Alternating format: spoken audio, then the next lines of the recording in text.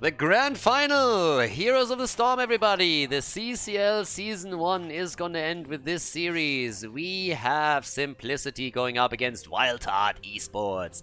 We are in game number 1 of the best of 7 grand final. And yes, I know it's maybe a little bit confusing that Simplicity is already leading with the 1-0, but we're gonna talk about this in just a second. They have a winner's bracket advantage. First, let's introduce the players on our first map, Tomb of the Spider Queen. We have on the left side, Legacy on Deckard Kane, Lutano on Hoggar, Hosty on Chromie, Cure on Falstad, and Masquerade is playing Johanna. Beastnit at the front line. On the right side of the map, Wildheart Esports, as they come from the loser bracket final with Zergling playing Sonya, Veriday on Uther, Anaverdo on Mephisto, Justin on Muradin, and Buds is playing Stukov. So pretty much what's happening here is this is a best of 7 series, but Simplicity, since they achieved their spot in the grand final through the winner bracket, they have gotten a 1-0 advantage over their opponents. So this is indeed game number 1, but thanks to that winner bracket's advantage, Simplicity only has to win 3 maps, whereas Wildheart Esports has to win 4. And Wildheart, they had a good run through the loser bracket for sure. They did a great job in the previous series against Crowd Control, who came in first in the regular season. But of course, the big story of this tournament has really been Simplicity. They had a couple of changes in the lineup that really worked well for them. They shifted a bit on the shot caller side, and ever since they started the gauntlet, they had an incredible run through this system. They were able to qualify for the top 4, defeating opponent after opponent, and then they made it through the winner bracket straight into the grand final here. A fantastic team with great players on an individual level, and they also work very, very well as a unit. So yeah, it's going to be pretty epic to see if they can go all the way, or if Wildheart Esports is shutting them down now. In game number 1, we already have a double support set up for Wildheart Esports, so they're sticking it out with these weird drafts that they have. Is pretty much their special flavor that they're adding to the game. But at the bottom of the map, we are currently on our first Heroes of the Storm map in this tournament grand final. We got the play for the Siege Giants, and Lutano is hogging away, moving out of the fight right now. As Falstad is flying into the middle. Apparently they were hoping that they could get a kill against Mephisto. Didn't quite work out that way. But the aggression is there right from the beginning. Me likey. So, down at the bottom, Hoggar is going to play this one out. I mean, the combo in general that we are seeing for Simplicity is a little bit more the traditional style that you see. And Masquerade, of course, he's the only European player in this grand final. And as mentioned in all of the games previously, one of the problems that the European players are dealing with is that this is all played out on the North American Heroes of the Storm server. Therefore, there is a constant ping disadvantage that the European and also the Korean Heroes of the Storm players that we had in the tournament experience, which makes it pretty tricky. It just shuts down certain combos and plays. It made it so that a lot of the damage dealers didn't play heroes like Tracer or Zeratul at all, which they normally do a lot when they are playing on their home server, and therefore it has a bit of an impact. Masquerade, on the other hand, while Crowd Control, a fully European team, came in 3rd in the event, and Masquerade, he is just absolute a beast on the front line, and it's doing great work here on the European side with some great showings in the Master Slash, for example. But now he's also trying, of course, to win with his team up here in the CCL in Season 1.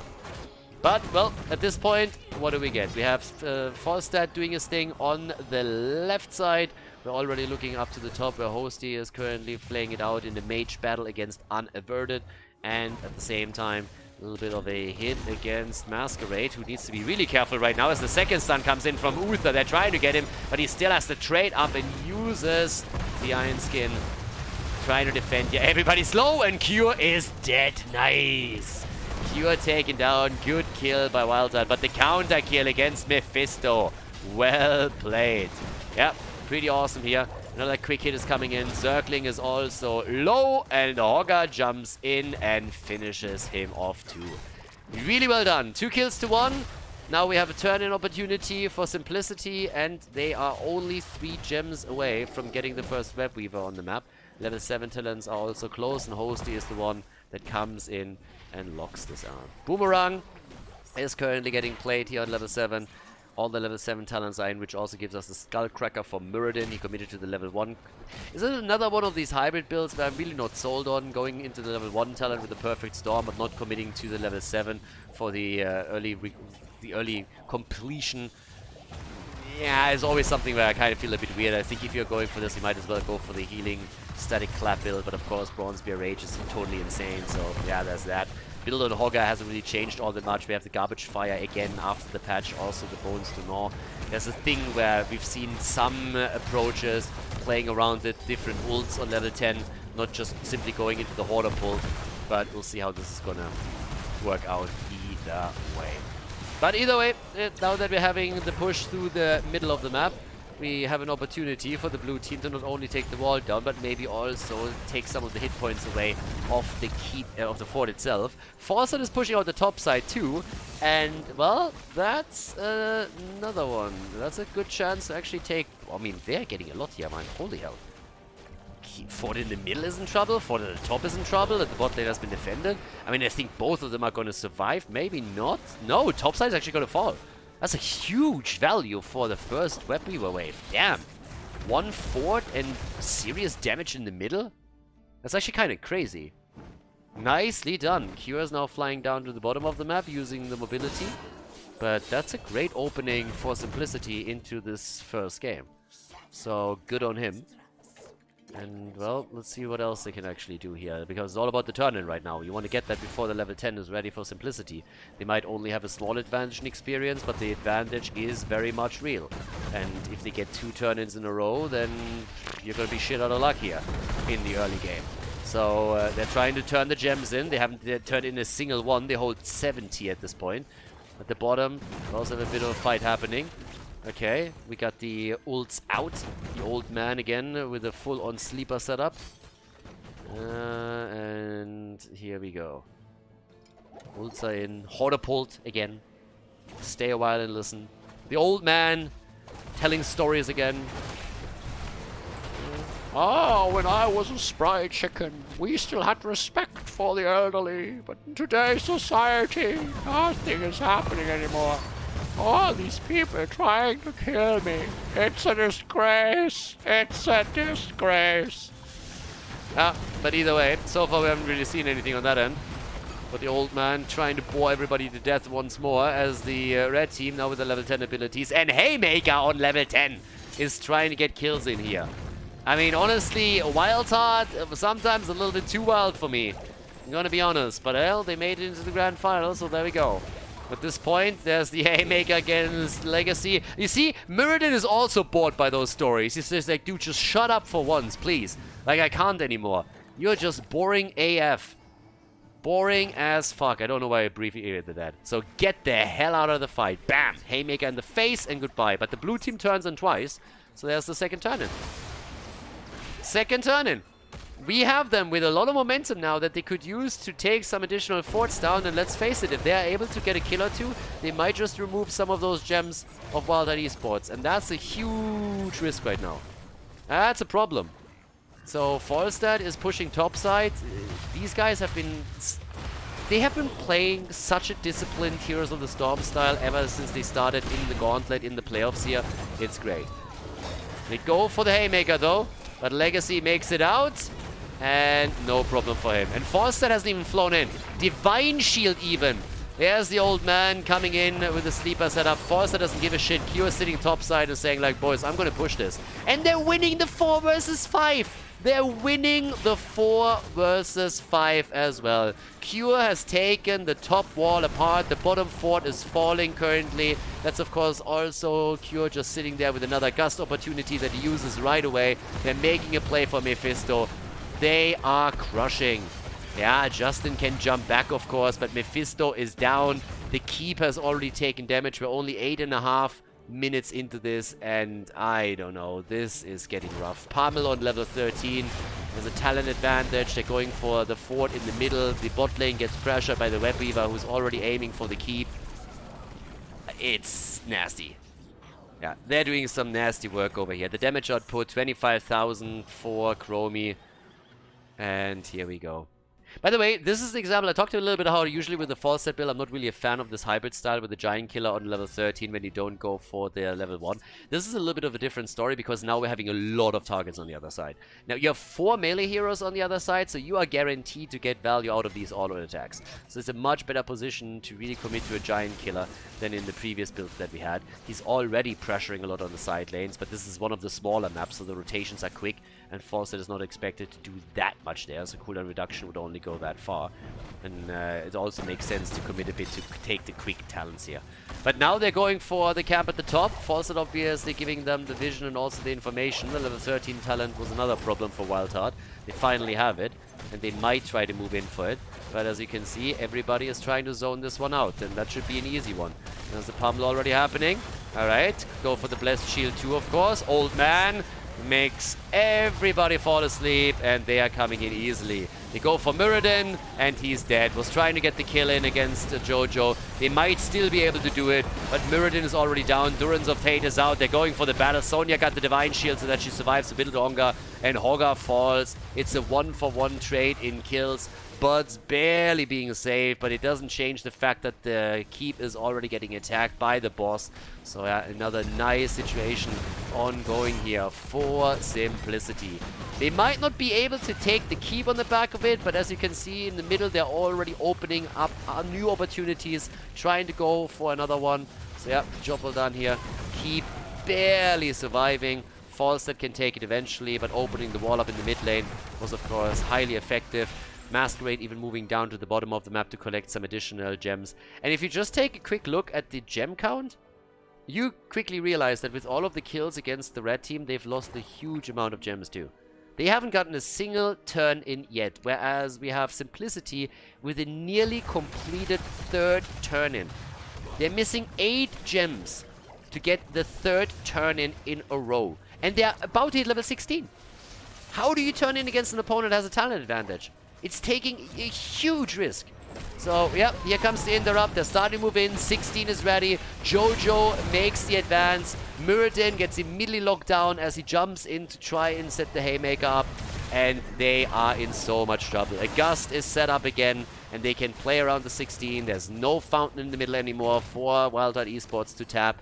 Whereas for the blue team, it's no problem whatsoever. They still have the fountain on the left side that they can utilize, and they do exactly that. Afterburner now also for Falstad. And yeah, they can also steal the camp away now. Or at least they're trying. They're trying. Can they pull it off? Oh, Hogger with a big damage. Both of the supports are down. Wildheart Esports is absolutely falling apart here. Circling dice, that's 41 gems down the drain. Legacy uses the ult just to be on the safe side. He just says, hey, we're guarding those gems. I don't give a shit. I'm going to use my cooldown for that. If we can deny them nearly 50 gems in total, then that is a victory one way or another. 8 kills to 2. What an insane setup. They got the gems for the turn-in. They have already falsed up at the top. What a fantastic situation right now for Simplicity. The 1-0 lead thanks to the winner bracket advantage. And now they are en route to lock in a victory on map number 1. That is beautiful play from them. And then honestly, it doesn't really feel like Wildheart Esports has a chance here right now.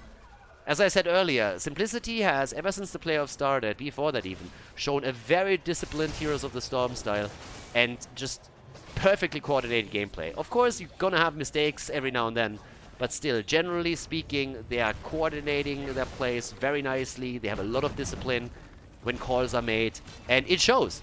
Now it's a 16 versus 16 defense, so that's good for Wildheart. But of course, there's tons and tons of pressure here. So, huge problem. 16 talents, that allows also Muradin to jump maybe a little bit deeper and finally set that Haymaker up. But, well, there we go. They're trying to go for Buds, and Buds with the slappity slap slap has to even receive the Divine Shield to stay alive. Hogger is able to get away after he gets Haymaker. Keep at the top is soon going to be in trouble. At the bottom of the map, the Web Weavers have already been defeated, but in the middle, you're still seeing damage being pushed out, and of course, there's no doubt that the top keep at least is going to fall. They might even be able to get the one in the middle of the map. They're at least working on it as we speak.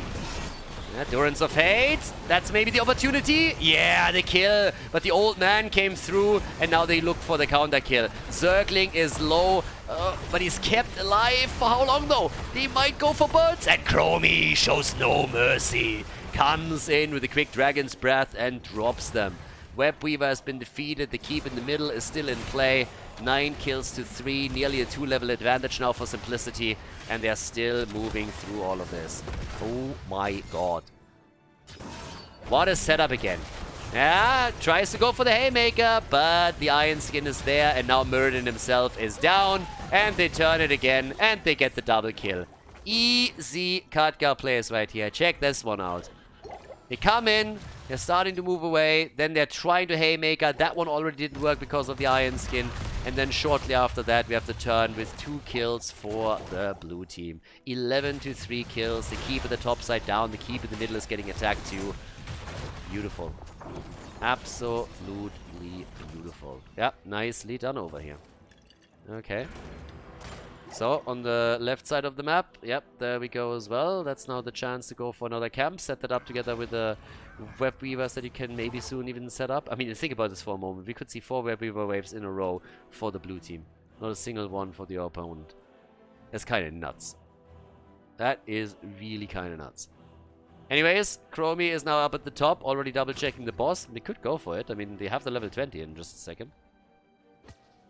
Okay. And there it is. Storm Talons. Radiating Faith. Respect the elderly. And no control for Hogger. And Falstad, Q has done that with Zeratul in one of the previous games. And now he's sitting here on the same map again just saying like, guys, listen, if you don't react to me, then I'm going to go for core. But of course the main goal is to pull them away from the boss so that they can start it up. And yeah, that's an easy start, and therefore the red team arrives a little bit late. There's always a gust that can be used to keep them at bay. The old man is also going to set the sleeper set out. This is the last chance for Wildheart. They're taking a shitty fight, but they're killing Chromie immediately. They're taking a bad fight because they don't have level 20 talents, but they're killing Chromie. They're losing the boss though. Do they lose more heroes or can they kill the team? That's the question. They're trying to go for more kills. Falstad barely survives and Hogger is just pouncing around all of them. Uther is dead. They're going for Sonya and Stukov as they're trying to make the play here. The first one to fall is Deckard Cain though, and the fight still continues. The boss is of course going to march straight to the core. At the bottom of the map we are having another minion wave moving into the 3rd keep, the final keep. 3 heroes have fallen for Simplicity, but the boss is gonna do some damage here for sure. And with Falstad, they might just be able to move in again and take some of these camps, or even do damage at the bottom keeps, which is in trouble as is. So yeah, boss is still barreling away, and they are taking the chance to go for the keep. They might not be able to take the entire thing, but they're definitely doing a significant amount of damage. Masquerade is staying a little bit too long for my liking. You're going up against the Haymaker, my friend. Well, Haymaker is going to come in next if he isn't careful here, but he gets out. Alright, good for Masquerade. Is able to move out. Keep has not fallen yet, but, well, it's incredibly low. And here we go. So at this point, 12 kills to 6 right now. Level 20 soon going to come in. 48,000 damage for Sonya. We got 63,000 damage for Chromie. And finally a turn in for the team in red as they are able to get the turn in. And of course now also have an opportunity to get the experience for level 20.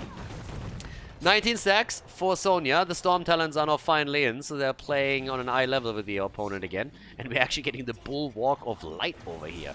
Plus, in addition, the Unspeakable Horror is an upgrade to the Durance of Hate. Muradin hasn't made a choice yet. I'm already scared, I'm not gonna lie. This build in general, I think they would have had a much better chance here if he went for Avatar. Or a different hero, just saying. Anyways, Web Weavers, how much damage can they do? They haven't taken a single fort down. Not a single fort has fallen yet. But, well, let's have a little bit of a look of what exactly they can do with all of this. Can they take a couple of the forts down? Also, can they take Falstad down? Yeah, Cure gets bullied into the middle. Wind tunnel. Can he fly out? He's gonna try and get away. He should be able to. And yes. Okay, nicely done by him. Good escape by Cure. The one-on-one against Muradin ends in his favor. Still has to try and defend this. Mid lane Web Weaver has already been destroyed. Up at the top, we're going to see the same thing now. Yeah, they're not taking in a single fort. They can't take a single fort right now. But again, they bought themselves a little bit of time and space. That's definitely true. The Web Weavers pushed the lanes out. And they might still be successful at the top fort. Falstad has pushed out the bottom of the map a little bit. Meridian is sitting at 21 stacks now. And yeah, let's have a bit of a look of where they're heading with this. Falstad, again, Cure is playing that macro game. He's been doing this in previous games that they played, and for very good reason. It's highly successful. Justin comes in, Stormbolt gets dodged, and thanks to the Afterburner, Cure easily gets out of this. Wasn't even close. He has Afterburner as a level 16 talent, so that's not a problem whatsoever for him. But alright, they take the camps again, and they have enough gems for a turn-in now. Yeah, they got it up for another turn-in. Are they gonna be stopped? Oh no, Buds! Ah, Buds is down. Yeah, he was butting into that fight a little bit too hard, and then he gets taken down. That's a kill on the support. 1 minute, and Masquerade, he is finishing off the turn, and this is a disaster now. Wildheart, they made it kind of interesting for a while here in game number 2, but this is not looking that good for them. They are in trouble. They're in real trouble here right now. Yeah, but off we go. Can they somehow stop this one? I honestly don't think so. They don't have the wave clear. They just simply don't. I mean, just look at the minimap. They're going to be pressured on at least 2 lanes. The bottom keep is going to fall 100%. You won't be able to prevent that. So even if they defend this, they're going to be in a huge amount of trouble. But either way, the Web Weavers are now on their way. Stukov down for another 17 seconds. This is a problem. Huge problem. But alright, so let's see what exactly we're going to get here. Yeah, Cure's already moving down. And the core is going to get attacked in just a second. Bulwark of Light is out. Web Weaver on the top lane is soon going to make its way over too. It's a 5 versus 5 again. They might be able to hold it. Yeah, they're trying to go for Lutano, and Lutano is down, but the counter kill potential is there. They could go for Sonya, but Buds is saving her. For how long? That's the bigger question though. Bottom keep has now also fallen, and we just have pressure coming in from all sides. The shield is falling within seconds. Cure is low and is going to die in just a moment, but the core is also starting to get obliterated here by Catapults, Web Weavers, down to 60%, and the rest of the blue team is still buying a little bit more time and space. The core is at 40%. They held. They actually held, but it's 41% on the core, and you don't have a single keep left. And they also don't have a single fort destroyed. The only chance that they have is go for boss and YOLO, but even with that, Falstad might just fly on the other side of the map and try to go for it. So, this is this a chance to come back? Honestly, I don't know. I don't think so.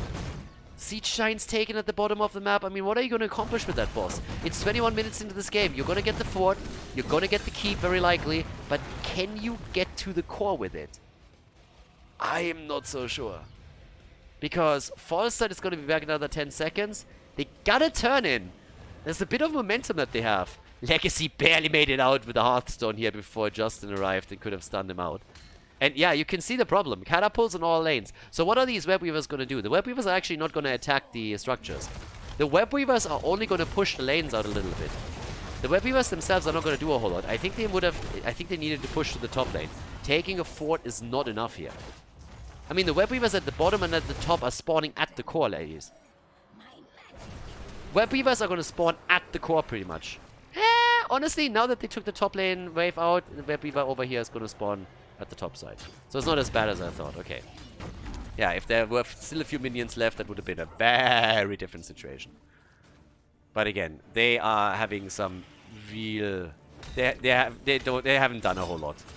And 40% on the core now. Bot lane, Catapults are going to deal with the Web Weaver here. That's not going to do a lot. At the top lane, not sure what they can do here. You see how quickly this one gets burnt down. This is not looking great. 13 to 8. I mean, it's the only chance that they have. Don't get me wrong. It's the only place that they can make now. But look at this. They're not even taking care of it anymore. And these guys have to Hearthstone right now. So they're just simply starting to move in, or at least a few of them. They can play the globals. They can force a couple of Hearthstones at least. So we see the good old game where you Hearthstone, you cancel, you Hearthstone, you cancel. But that puts them into a 2 versus 3 situation up at the top now.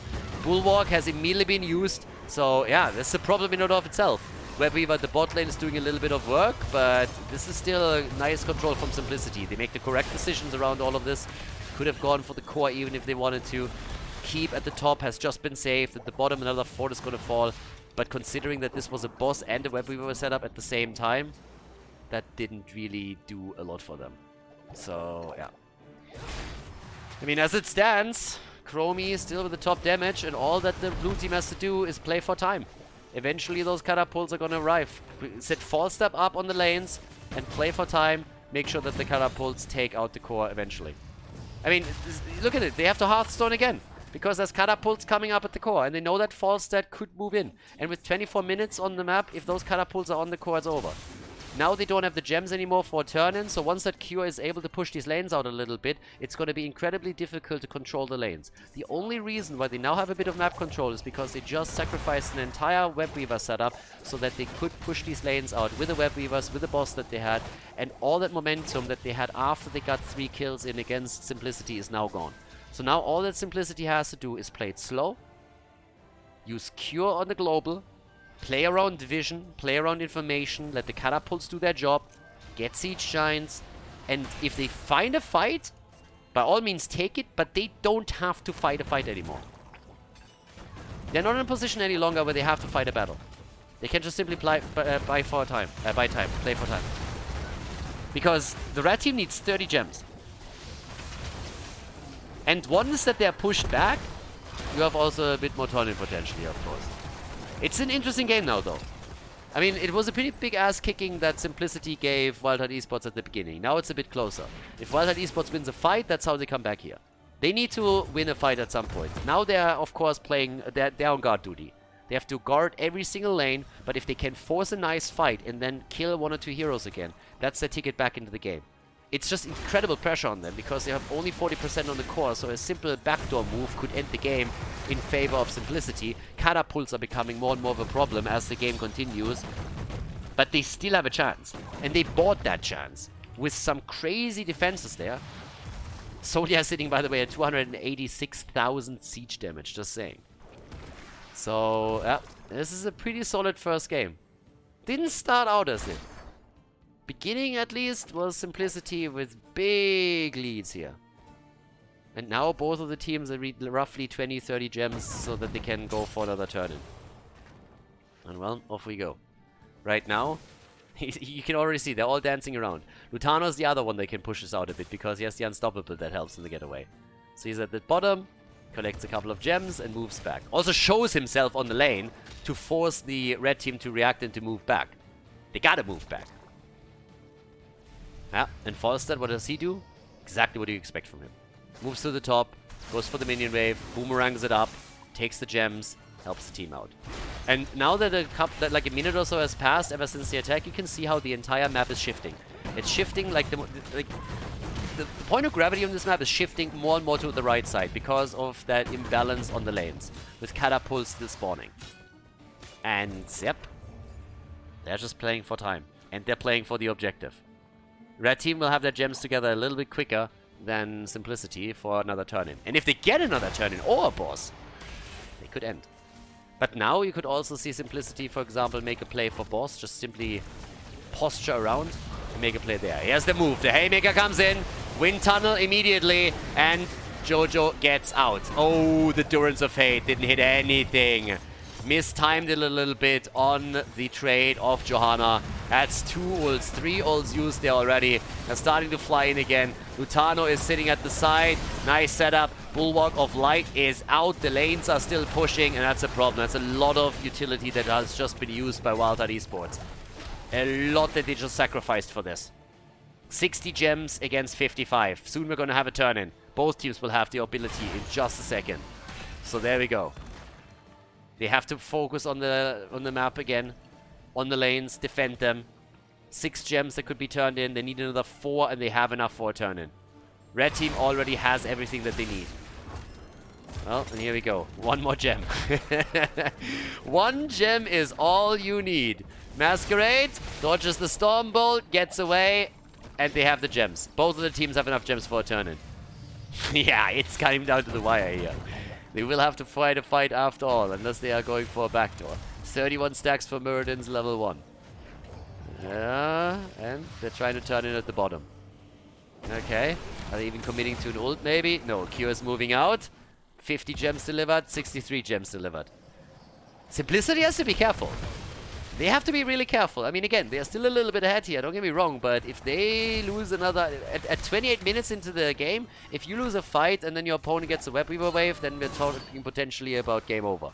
So, yeah, this is getting closer and closer. And I gotta say, Wildheart Esports, respect. Without a single keep holding on to the game for this long, this isn't easy at all. So they did a great job up to this point, but the fight is coming up. Is this the kill? Jojo, she's low, and they make it out. Cure gets attacked though. Oh my god, the Blessed Shield saves her. And that's the end of Sonya. Wow. Check this one out again, guys. This might have been the move in the game. Sonya attacks Falster. Jojo is low, hits the Blessed Shield. The old man comes in. They turn it. The red Web Weavers, they're coming down. This is at this point just them trying to... They're trying to stop the bleeding. They know that with Sonya down, it's a huge problem. They know that the blue team wants to end. They're dropping the Web Weavers in the hopes that Simplicity will have to defend here. But Simplicity, they had enough of this shit. They're saying, guys, we're going for it. We're going for game here. Do they fall back and defend, or do they try to go for the core? They're defending at least the middle. They're not going for the core just yet. They burn this out. And they play it out a little bit longer. They still have the gems. Those gems that Wildheart just sacrificed, they are pretty much lost. They had to do it. They had to do it in order to save the game. I can't believe that they're still holding on. We're 30 minutes into this already. 30 minutes into the game. And of course those Web Weavers are gonna do jack shit right now. How could they? They can't do anything anymore here. Web Weaver is down. They're still posturing, and at the bottom of the map, the last Web Weaver now gets attacked too. These Web Weavers are not able to do anything. Sonya is back. They bought themselves time, but that's all that they got, and now it's about the turn-in. 5 more gems are needed for Simplicity to get a turn-in. And let's face it, if they get the turn-in, it's over. I don't see how they could possibly defend against 3 Web Weavers. Boss gets attacked at the top. It's a Hail Mary move. It's a Hail Mary, and the blue team reacts. They turn in with Cure, and they go for core. They react right away. Boss is... Are they going to take it? No. They leave Sonya up. They leave Sonya up on the spot. Everybody else. Sonya has to retreat too. But it's game. It's game. It's the only move that could be made by Wildheart Esports. It was a desperate attempt to somehow win the game. But this is over. The 2-0 lead for Simplicity after they win the first game in the best of 7 series. Before we head into game number 2, make sure that you subscribe to the channel if you haven't done it yet, so you don't miss out on any future content here on Khaldor TV. Game number 2. Simplicity has a 2-0 lead over Wildheart Esports in our Heroes of the Storm Grand Final at the first season of the CCL. This is the second map, but of course thanks to the winner's advantage coming from the winner's bracket, Simplicity is already ahead with 2 points, so they only need to win 2 more maps. We have on the left side Legacy on Brightwing, Lutano on Falls at this time with Cure on Blaze, Masquerade on Johanna, and Hosty on Cassia. On the right side of the map, it's Zergling playing Sonya, Wildheart Esports with Uther playing Weary Day over here. Yep, the other way around. We got Justin on Maiev, and of course Unaverted on Tychus with Buds on Genji. Double global, so we're gonna see 2 global heroes again. And I am honestly a little bit terrified for Wildheart because I really like the way that Simplicity is playing with globals in general. We've seen this multiple times now. They really control the entire map, even if they don't. When they have wave clear heroes like Zeratul, they oftentimes try to sneak onto the lanes and go a little bit of the pseudo-global style, just using the mobility on a hero like Zeratul to escape when they're ganked up upon. But on a map like Sky Temple, globals can be heavily impactful. That's something that we've seen in HGC, ever since, of course, as well. And therefore, it's going to be interesting to see how exactly Wildheart Esports adapts after they just lost on Tomb of the Spider Queen. So, either way, we have now Falstad again with the same build opening going into the Wingman over here. And with all the discipline and coordination that we've seen from Simplicity in previous games, I think they are definitely one of the few teams that I think can play a proper global comp and really get good value out of it. But of course, we're jumping a little bit ahead here. I mean, so far nothing really has happened in the game. We still have also for Wildheart this Uther set up with a Divine Shield where he can empower not only Genji but also Sonya.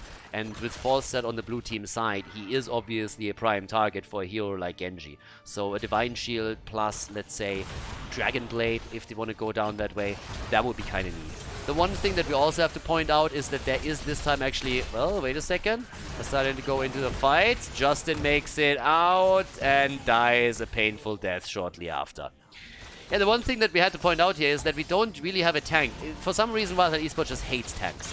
There's a little bit of an NA thing lately, but it's mainly a Wildheart Esports thing. It's not even an NA thing. It's honestly mostly them that are going into these. I understood it in some of the previous games where they said, okay, instead of just drafting a tank and a side laner, we're drafting 3 side laners that also have some crowd control spells. And then make that work. That gives us a 3-man melee setup that protects the backline. But right now they're playing this with Maiev, with Sonya, and with Uther. And these drafts are a bit wild. I mean, again, it's in the name already. I'm not really a fan of it. They had success with it in the tournament, there's no doubt about it. I feel like the phase where it surprised opponents is definitely over. And if this is going to work against Simplicity or not, time will tell. But they're going to have some trouble there with the sustain if these fights last a bit longer. Then again, there's of course a lot of abilities that they can now use to really chunk opponents down and then get quick kills in. And Sonya with proper support from the backline is also absolutely fantastic. A Divine Shield on her, maybe not on Genji, could also empower her to go even harder. We have an adjustment made by Lutano already. He went for the Static Shield on level 4. Now that he's up against Genji, it makes a whole lot of sense to go into the shield here instead of going for the more traditional Hammer Gains talent on level 4.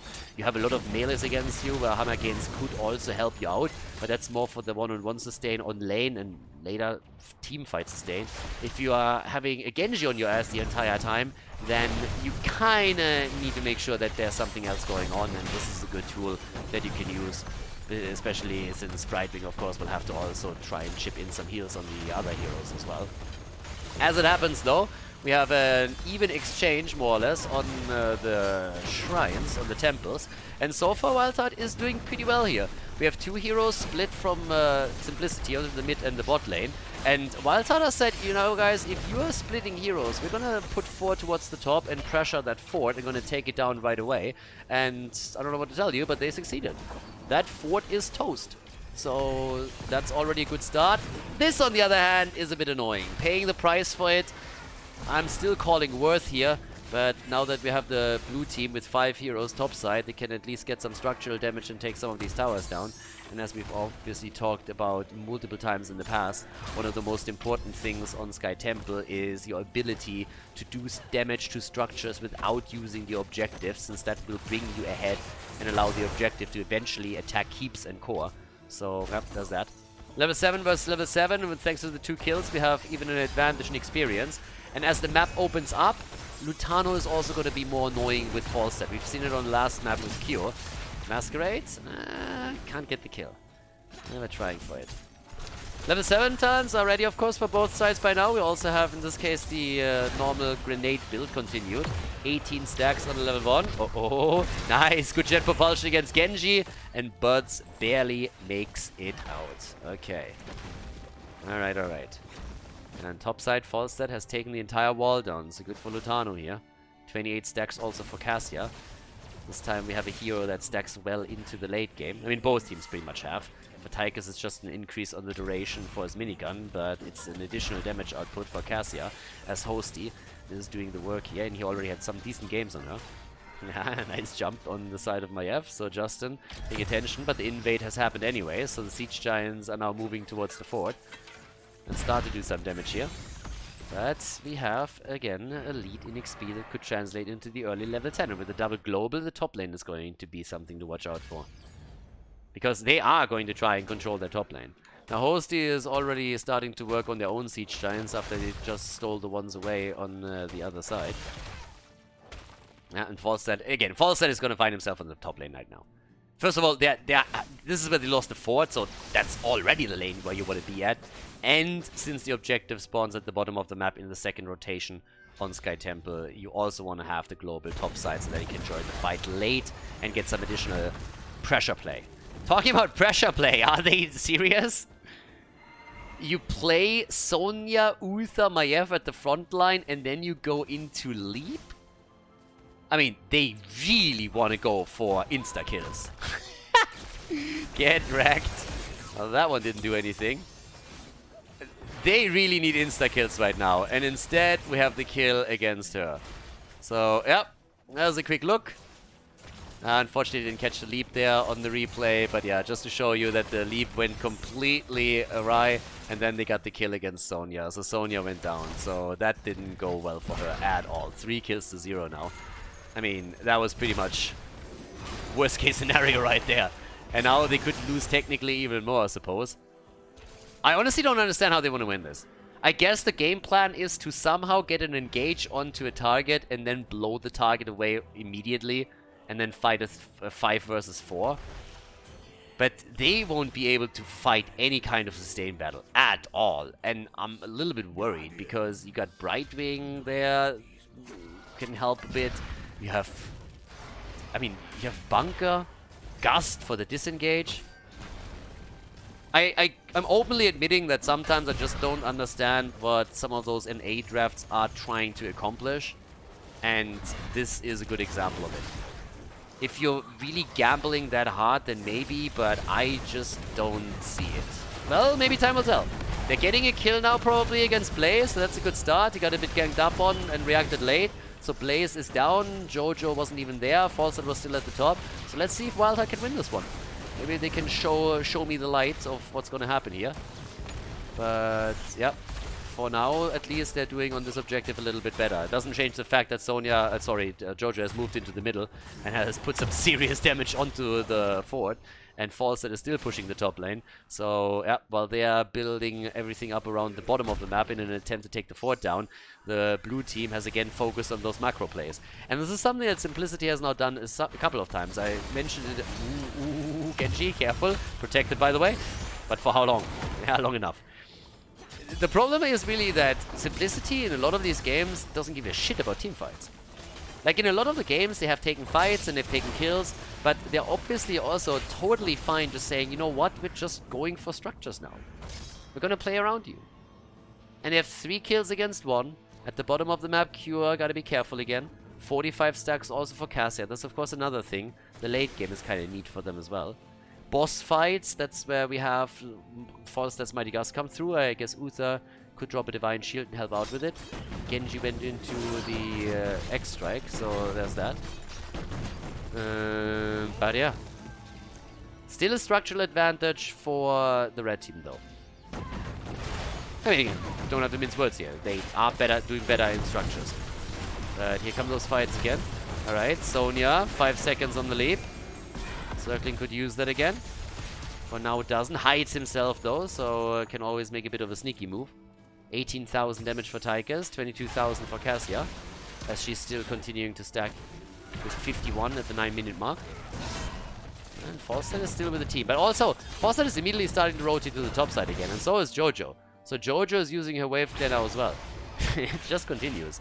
This is one of those setups where you honestly, I mean, Sims exposed is kind of neat, but at the same time, cooldown reduction would have been kind of interesting too if she wants to go for that particular playstyle. Either way, they're taking the fort in the middle. Or if they don't, then it's going to be close. And well, with Jojo moving in, they're definitely going to get it. So the fort is down. Instead, we're seeing a play for boss by Wildheart Esports. Falstad is flying down, and he has the Gust. Blessed Shield is missing. Nice, but dodged it out. Can they get the kill? Gust had to be used to save the target, but the Divine Shield is also used, and the boss is getting leashed. Everybody's low. Masquerade wants to come in. They're trying. Look how low they are. Oh my god. And Masquerade moves away. God, I love the discipline on this team. Seriously, the call was made. Don't engage. We can't help. They might turn it and kill you. So instead of being baited in by all those low HP heroes, they just fall back and go for the objective instead. And that allows them to get damage set up against the bottom fort, which is the last remaining fort for the red team. Simplicity has already lost all of their outer structures, but the same is now also true for Wildheart. And Wildheart is a little bit behind in experience, could maybe now bring it back as they're moving into the middle. But there's the move back, and there's still, of course, another temple at the bottom of the map that you could go for. Yeah. And they're retreating. They're just saying, nah, we're not going to take that fight. If you want that fight, you gotta engage. You're the ones who have engaged. We can play around you. We're totally okay. Oh, actually, sorry, I apologize. The fort in the middle is still there.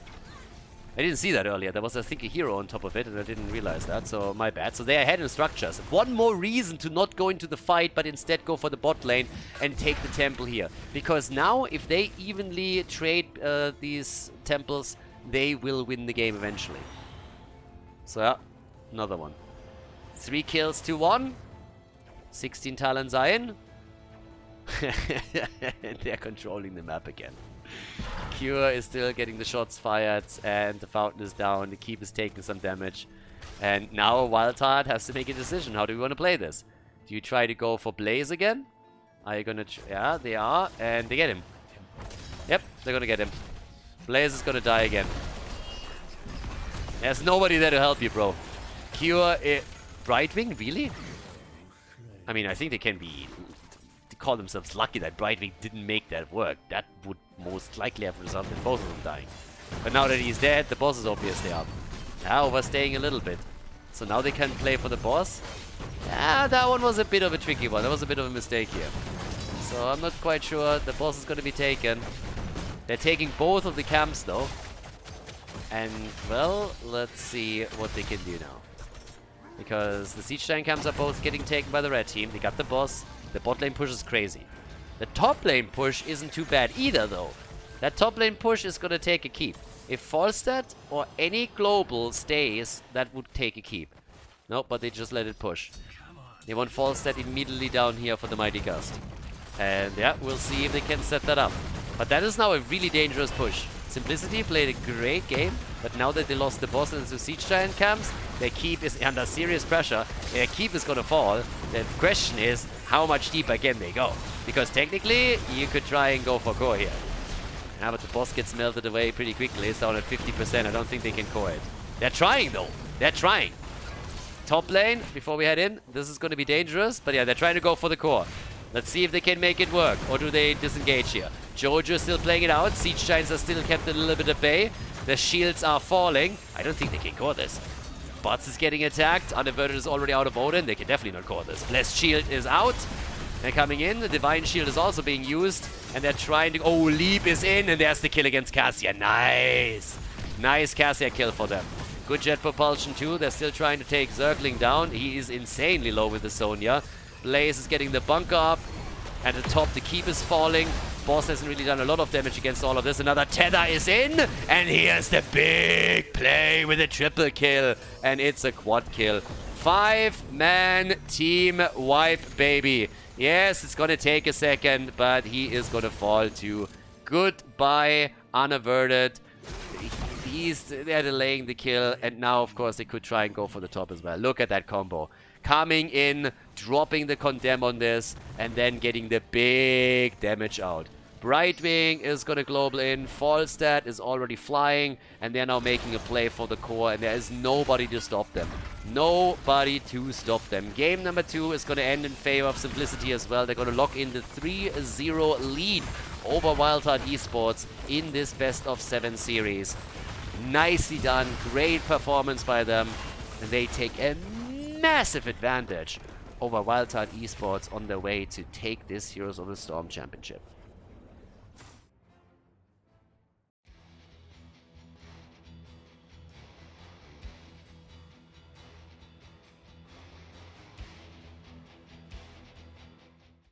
Game number 3. We're playing for the championship here. Simplicity has a 3-0 lead thanks to their winner bracket advantage in this best of 7 series.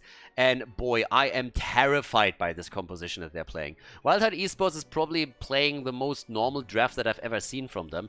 But when I look over to the blue team, I am just terrified. Cure on Leo. We got Lutano on Vala. Masquerade on Diablo, which is one of his best heroes, where he single-handedly destroyed teams. Hosty on Medivh, so you got the combo as well with the leyline into the APOC, and Legacy is playing Brightwing. This is a solid setup that they're running here. Whereas Wildheart on Volskaya Foundry has Zergling on Sonya, we got Unaverted on Chromie, Justin on Garrosh, Weary Day on Lucio, and Buds is playing Tychus, going into an auto attack style with Press the advantage on level 1. It's party time. Lutano with Vala is also a bit of a monster, so we'll see if Wildheart Esports can come back into this. They need to win 4 maps in a row now if they want to crown themselves the champion of the CCL. Simplicity only needs to win 1 additional map. That's all they need here.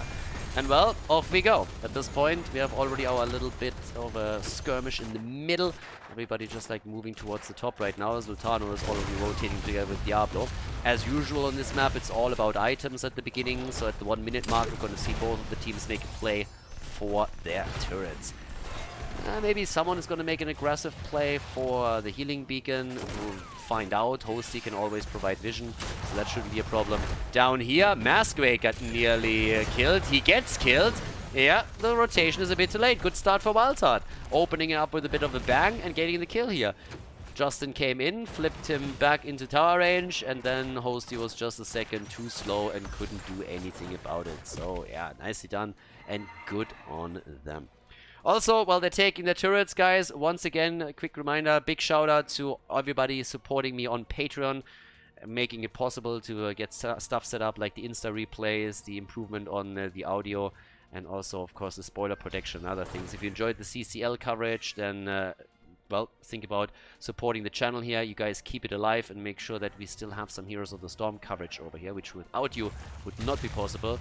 So big shout out to all the patrons. And again, if you want to have a look, head over to patreon.com/Khaldor. In our game, we got our level 4 talents in, and one team is already making a play for the healing beacon as they're moving topside. We have also Vala right now with the multi-shot build, as you would expect. Stacks coming in for Tychus as he's going for the in the rhythm kill potentially against Cure, and yes, 2 kills already. Nice. Yeah, good move by Wildheart. They're coming in with 2 kills into game number 3, really trying to step it up a little bit. And by the way, I apologize that it's a bit confusing, me calling it game number 3 with a 3-0 lead for Simplicity already, but it's always a bit awkward when you have these winner bracket advantages in the best of 7. Personally, I'm not a fan of it.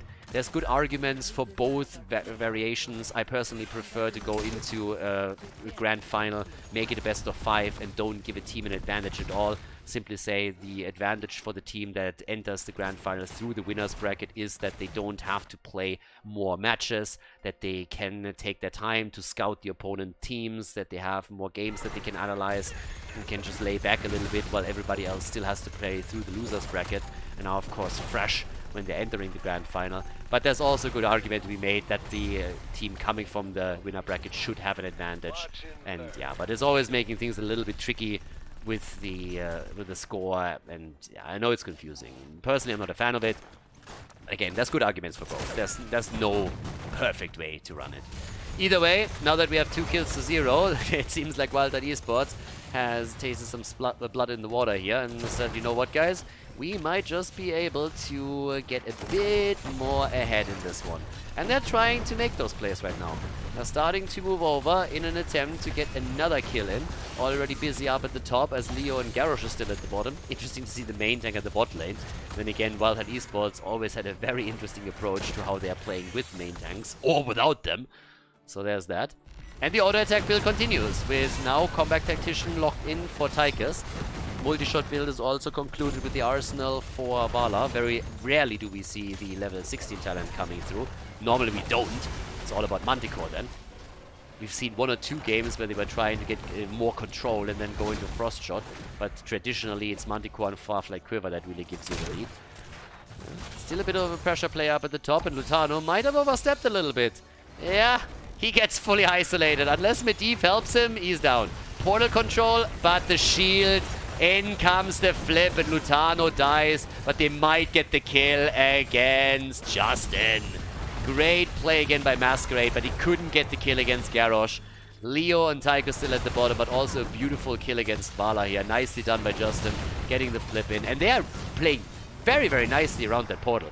Masquerade gets saved by Hosty, so good job. 35 stacks, by the way, for Medivh, so he's really close to completing his talent on the baseline. But I gotta admit that with Lucio and his boop back, and also the control that Garrosh brings to the table, they are playing very well around those portals right now. That's 3 kills to 0, and it really makes them difficult for them.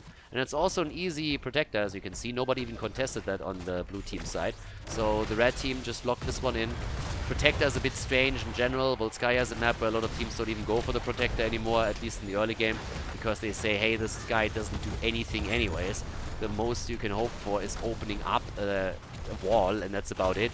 And you can already see how Lutano is burning it down very, very quickly. There's only Garrosh in the protector too. That's obviously another big point of why the protector is oftentimes not being the center of attention, because you need 2, a driver and a gunner. Level 10 abilities are a little bit faster for Wildheart, so they're doing well here. We got them with Odin now up, and they're hoping to take the fountain down at the top to prepare for objective number 2, which they now have successfully done. But here's the ley line into the apocalypse, and this is where the real party starts from the perspective of Simplicity, because now they have a couple of death combos. First of all, having Buried Alive laid out on 20, but also already now, the Entomb is insane. It's one of the best engage tools that you have in the entire game, when Leo ghosts in and then drops the Entomb for the rest of the team to pile up with the damage. But then on top of that, you have a ley line into an apocalypse, so things could get crazy in these team fights if we have good connects from Hosty in particular. And he has completed his baseline, so he has done a fantastic job to make sure that he's not going to be threatened on that, hasn't died yet, and therefore has a little bit more wiggle room on who he provides those shields with. Same time now, we got 11,000 damage for Vala. Chromie is still ahead with the 15k that she has. And Leo is still pushing the bot lane out. With success, I might add. I mean, both of the towers are nearly down. Over here, this wall hasn't even been scratched yet. Items are again what we're going to be looking at in just another moment. So for now, it's the healing beacon that the 2 teams are focusing on. And let's see if they're going to try and steal that away. The position is already there. There's the ley line. They can go for the item. Apocalypse. And it hits at least Garrosh. They're getting some control over this, and the backline gets attacked as Lutano moves in with the Rain of Vengeance, takes Tychus down. They are in trouble. So is Justin over here. Legacy is able to move out. Justin is a little bit low, gets body blocked, and has to move straight into the rest of the team, and he has absolutely no chance of survival. That's 2 kills against 0 in this fight, 2 against 3 in the game, and the upper hand in this battle for Simplicity, which now allows them to push their top lane. Yeah, that's great for them, because they can now take the fountain out on the other side, which means the next objective is going to be fought on an even playing field. And they might even get another kill here. Stagger death possibly against Chromie, but Very Day is saving their asses. And now Masquerade is in trouble. Yeah, there's the shield. He gets out. Wow. They are able to move away. Medivh making it happen again. Sonya has taken the item at the same time at the bottom of the map. But we are in for a bit of a treat in game number 3, I think. Yeah, they are doing incredibly well on the aggression level. Gloom is now out with more survivability. Auto attack style for Cure with his level 4, so he's going to go into the Mithril Maze on the level 16. I mean, his 13, not his level 4. Level 4 we of course saw once again the wave clear. Kneel Peasants. Say hello to your sister for me. That too. But Neo Steel Coding is in. They let the item go as Vala is at the top, and that's the main damage dealer, so you got to be careful there, of course. And yeah. Objective is up. 24 seconds for the objective. Okay. Rotation down to the bottom. They're trying to flank in. They are not reacting. That's going to be a 4 versus 4. That Entomb could be dropped whenever he needs to. Leyline into Apoc. Entomb together with it. Can't miss that shit. Here comes the taunt, but it's the end of Justin. He drops the turret and they can kill Brightwing, but the fight isn't over yet. Encircling, he is also eating tons of damage here, but he's not the only one. A beautiful ult on Lucio allows them for the kill against Leo. Nicely done. Yeah, Wildheart Esports, they are definitely a little bit wilder in game number 3 now. And I mean, for good reason. If they lose another map, then they're out. Then they take second place in the tournament, which by no means is bad. Still a huge success. But if you go to the grand final, you want to take it all. You want to play this out. The 2 turrets, by the way, play a huge role here. But the portal engage. Sexy as usual. And a quick kill against Sonya. And they are not done yet. Yeah, they get a kill against Tychus. And the Entomb on Lucio. No way. Another kill. Oh, beautiful plays here. Yeah, they go for Buds after they got a kill on Sonya. He's down, and then the quick entomb that leads to the kill on Chromie. Nicely done. Yeah, it's also, of course, a leading experience now that nearly gives them level 16. Fort is down. That's the first one that gets destroyed, by the way. And there we go. Also, it was Chromie that got killed, not Lucio. Just a second I thought they trapped Lucio in the setup, but they didn't. They actually trapped Chromie and killed her. Either way, both are annoying, so who cares? The only ones that haven't died yet are Lucio and Medivh. There's the Mithril Mace and Manticore for Vala. Yeah, Manticore is now in as well. So, that is a lot of momentum now. That's a lot of advantages again for Simplicity, because now they also have the healing beacon still on Diablo. Leo's already moving down back to the bottom of the map. And the objective, I mean, second objective has been up for a while now, guys. That usually spawns around level 13, and you can see we're already far in. So nobody cares about the objective right now. It's a typical example of why Volskaya Foundry is a pretty, like, map these days. I mean, it was already pretty bad before players figured out, listen, why do we even bother? But, yeah, it's not making things any better. But either way, what else are we gonna see right here? Lutano is moving in, Cure is moving in. And, well, let's have a little bit of a look of if they can push through the middle. Top lane, that's where the two camps are. 16 talents for both sides means that we also have the sizzling attacks right now. And there we go. Top of the map, Leo is starting to push that out. Q is there. Rest of the team is also moving in. We're going to go for the team fight. Finally, we're starting to see the teams focus on the objective again. There's the ult trying to trap Justin, and Vala is ripping him a new one. Thanks to Lucio, he's still alive. Leyline into APOC. They miss the combo, but they get the kill against Sonya regardless. Yeah, the combo missed this time, but they were able to get the Sonya kill, and that's, of course, an absolute integral part of the composition here. Nicely done. Yeah, same time now, they're still trying to defend. They're getting Odin out. Off we go, and boom. Wall is down, and guess where Leo is headed. Cure, as usual, pushes out the side lanes. Yeah. 18 versus 16.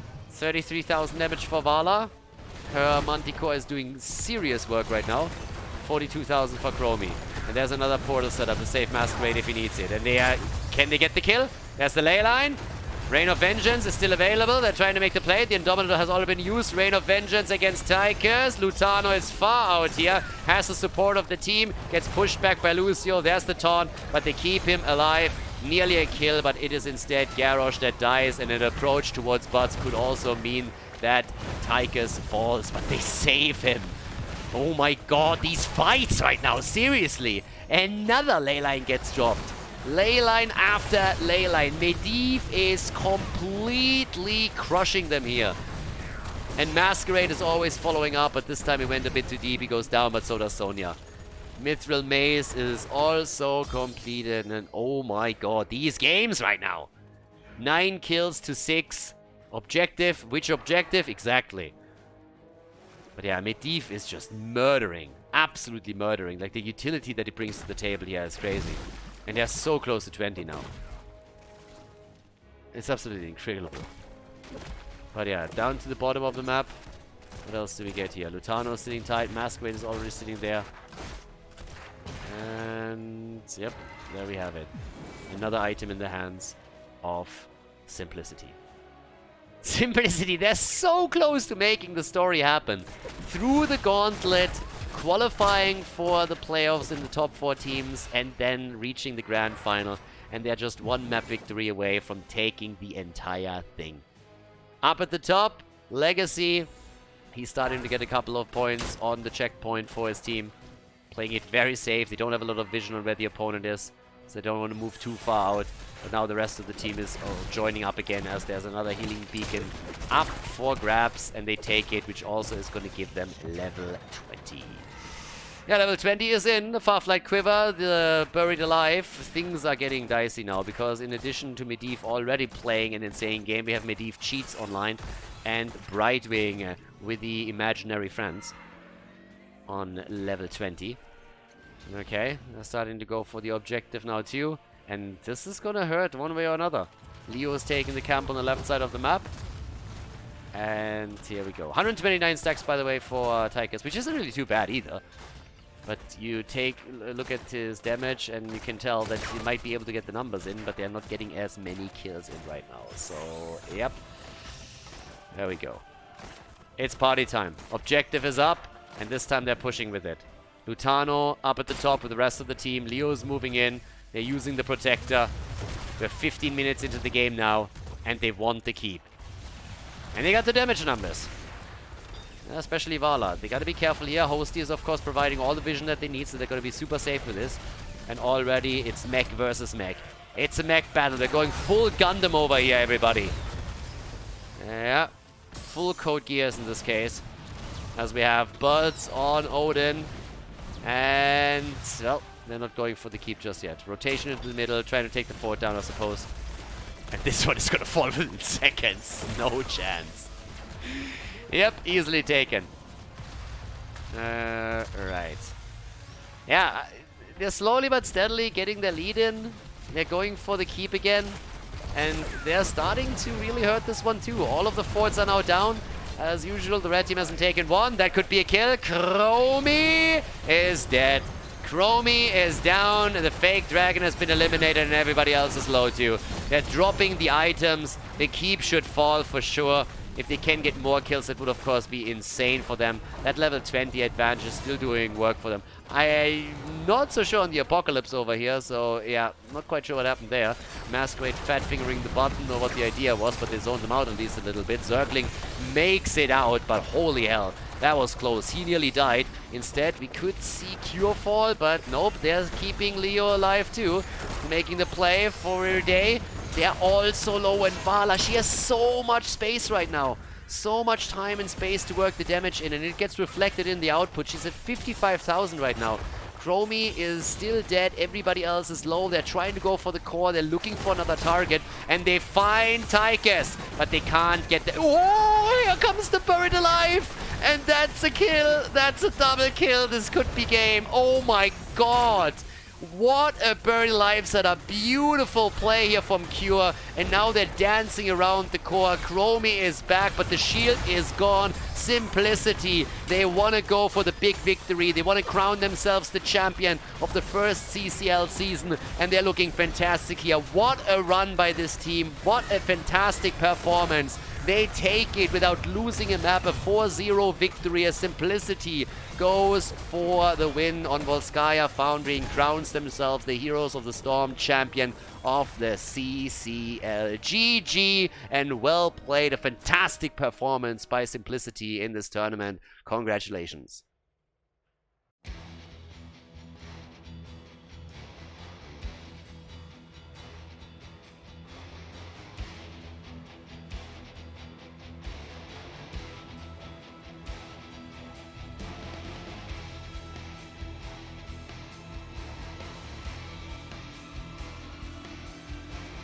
Thank you everybody for watching the video today. I hope that you enjoyed the show and the commentary.